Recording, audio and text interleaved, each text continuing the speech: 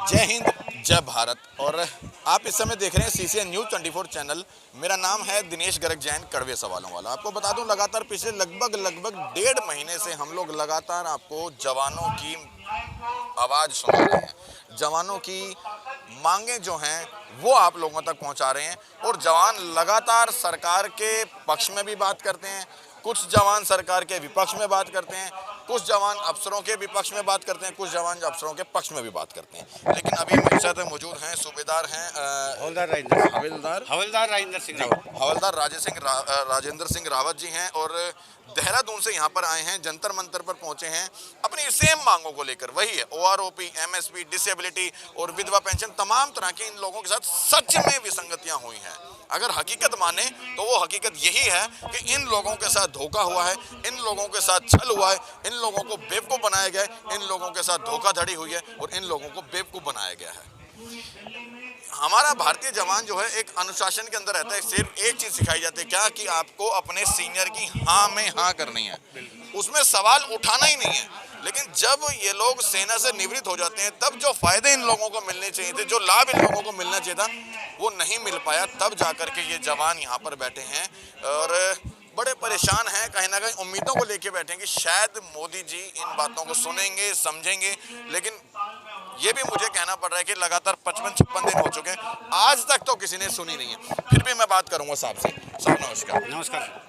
मैं आपके चैनल का बहुत बहुत धन्यवाद करता हूं कि आप लोग कम से कम आप लोग तो हम लोगों की सुध ले रहे हो।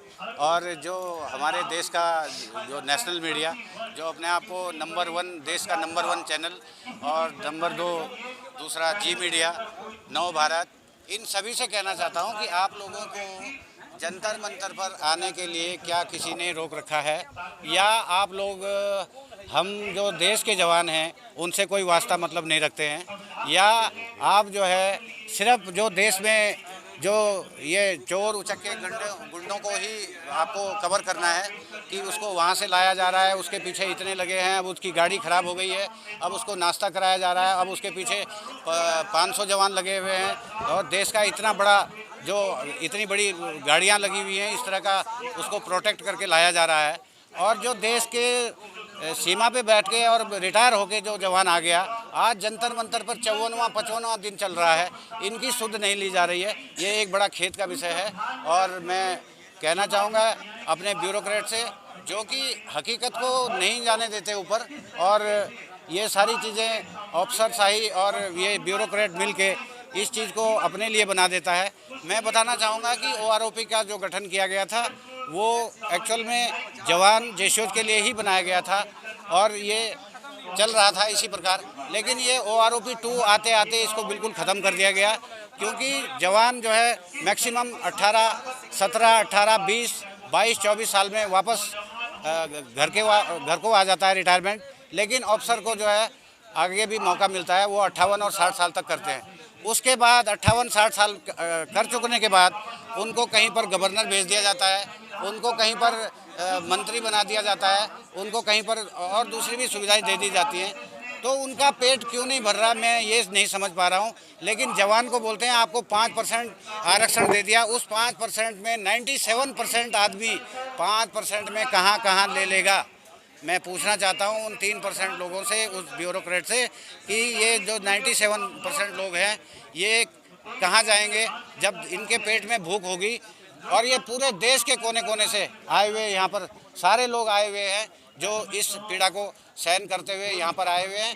हम देश के बहुत डिसिप्लिन वाले और देश का नाम ऊंचा करने वाले वो सैनिक हैं जो कि बिना तोड़फोड़, बिना किसी राष्ट्रीय संपत्ति को नुकसान पहुँचाए हुए और शांतिपूर्ण तरीके से अपना धरना प्रदर्शन कर रहे हैं। लेकिन गवर्नमेंट का अभी एक भी नुमाइंदा जिसके कान में जूं नहीं रेंगी है, तो बड़ा खेद का विषय है। सतबीर जी ने यहाँ पर लगातार धरना किया था इन्हीं मांगों को लेकर, OROP को लेकर के, तब भी आप लोगों की समस्या समाधान नहीं हो पाई। उस समय का ऐसा था कि जो उनके साथ चल रहे थे तो उनका ये था कि हमारा जो जेशोज और वार रहता था, उस नुमाइंदे को घर से अचानक इस तरह से बुला दिया जाता है कि आज रक्षा मंत्री जी से मिलना है। उस बेचारे को कुछ पता ही नहीं होता था कि मुझे जाके बोलना क्या है, करना क्या है। उसको उस लेटर के बारे में भी कोई जानकारी नहीं होती थी। सतबीर जी को कुछ पता नहीं होता? सतबीर जी को सब मालूम था, लेकिन अभी ये था कि कंधा हमारा दिखाया गया, 97 हमारे पीछे इतनी भीड़ है और हम लोगों को इतना धोखा दिया गया। उसी धोखे के कारण जो है आज सारा पूर्व सैनिक जो है, पूरे देश का पूर्व सैनिक, जब उसको लगा अगर एक आदमी का छलावा होता, 2 आदमी का छलावा होता, ये पूरे देश का, पूरे भारतवर्ष का पूर्व सैनिक आज रोड पे है और जंतर मंतर पे है। ये तो बात रही सतबीर जी, जीडी बख्शी साहब की बात कर लेते हैं। बड़ी मूछों को लेकर के और बड़ी बड़ी बातें करते हैं, आप लोगों के हित की बात करते हैं, बताते हैं कि वो मैं अपने जवान और जैसे उसके लिए हमेशा जो है तत्पर रहता हूँ। वो रक्षा विशेषज्ञ के तौर पे डिबेट में आते हैं, मैं उनके ऊपर ज़्यादा कमेंट ना करूंगा, लेकिन ये है वो देश के लिए उधर बोलते हैं, उनको बोलना भी चाहिए। लेकिन जो जवान के साथ छलावा हुआ वो कब बोलेंगे? बख्शी साहब प्लीज़ एक बार आप नेशनल मीडिया की टीवी पे बैठते हैं, डिबेट में हम बराबर आपको देखते हैं, आप कब जवान के लिए आवाज़ उठाएंगे? मैं वो दिन देखना चाहता हूँ प्लीज़।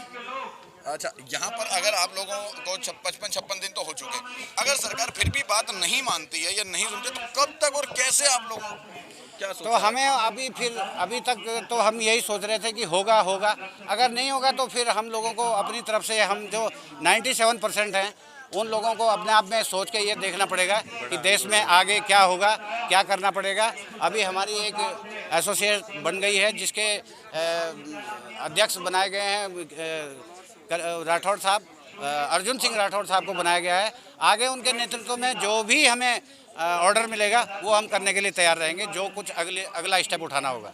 अभी जो पूर्व सैनिक लोगों को नहीं पता है कि भाई यहाँ पे जंतर मंतर पे धरना चल रहा है, उन लोगों को जो चैनल पे देख रहे हैं उनको क्या मैसेज देना चाहोगे? मैं उन लोगों से कहना चाहूँगा कि जो भी जवान अफसरों के बरगलाने पे रुके हुए हैं, कृपया वो जागें।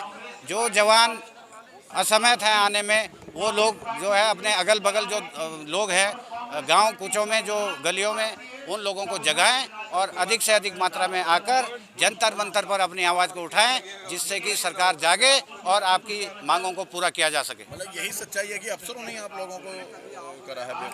यही अफसरशाही और क्या नाम ब्यूरोक्रेट, दोनों लोग मिलके हम लोगों के साथ घोटाला किया गया है। Thank you.